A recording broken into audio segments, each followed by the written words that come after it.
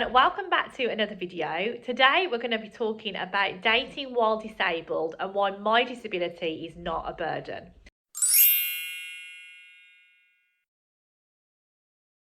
So I thought I'd just share about my experiences first of all.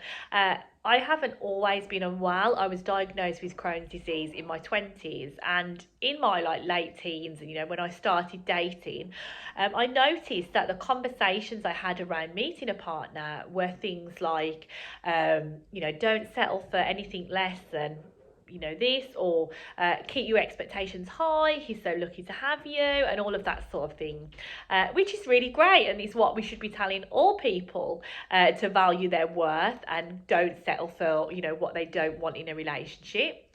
But when I got ill, just very subtly, the conversation seemed to change. So when with my partner, I had surgery. And in those early weeks following the surgery, I relied on my partner for a lot of help with literally changing the dressing of my surgery, but physically getting around the house. And I noticed the dialogue around that, people would say, oh, he's so lucky to have him. Not a lot of people would do that. He's so patient. You don't know how lucky you are. I don't know how he puts up with it. Just little subtle things like that in part of the conversation to suggest that I was kind of indebted to him, or I should be really grateful, and that there was an equilibrium. So he was giving me a lot more than I was giving him.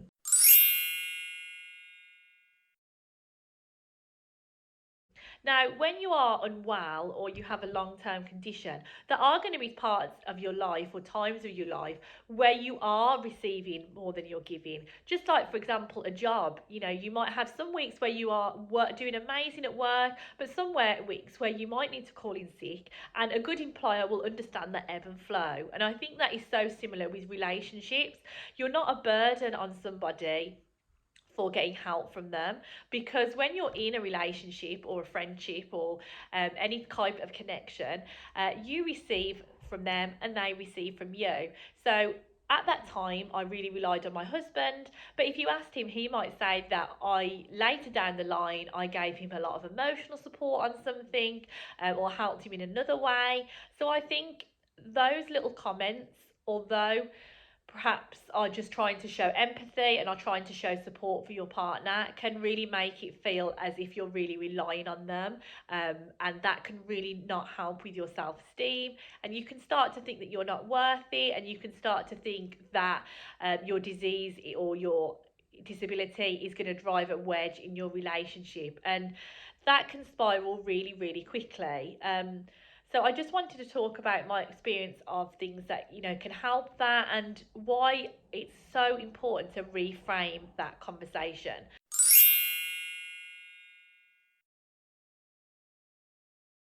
So, my first thing would say, as I said previously, is there will be times in your relationship where you will pull on your partner more for help, or your friend more for help.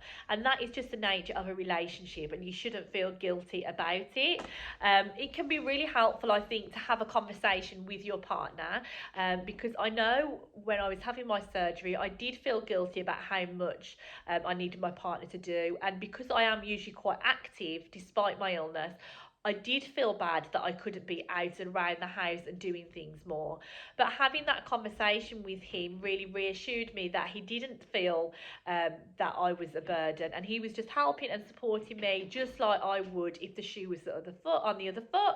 And actually, during lockdown, my partner was furloughed and lost his job, and so I supplied him with a lot of emotional support and physical practical support to help him find another job.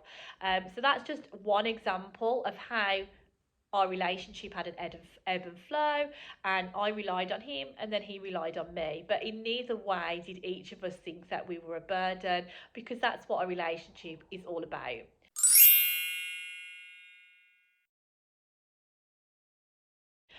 My next tip would also be to understand that your illness is just one part of you, which I've talked about before. So there are all sorts of other things that you bring to a relationship, whether that is physical things like, you know, paying your half of the rent, or a place to live, whether that's like emotional support like humor, having conversation, whether it's your skill, perhaps you're really good at cooking or you do lots of DIY around the house. That's going to be different to everybody, but it's really important to not forget those things that you do and all the different things that make you you, and all the different things that you offer someone in a relationship.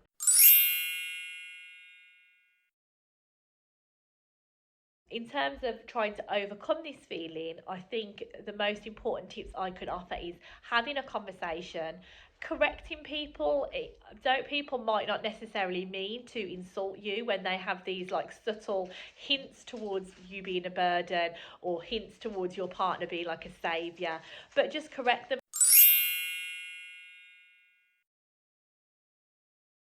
Also, I think it's worth spending some time on your own mind and the narrative that's in your head. Unfortunately, having a disability or long term condition can definitely impact our mental health. And when we hear these things, we can start to internalize them and then project them out towards our partner.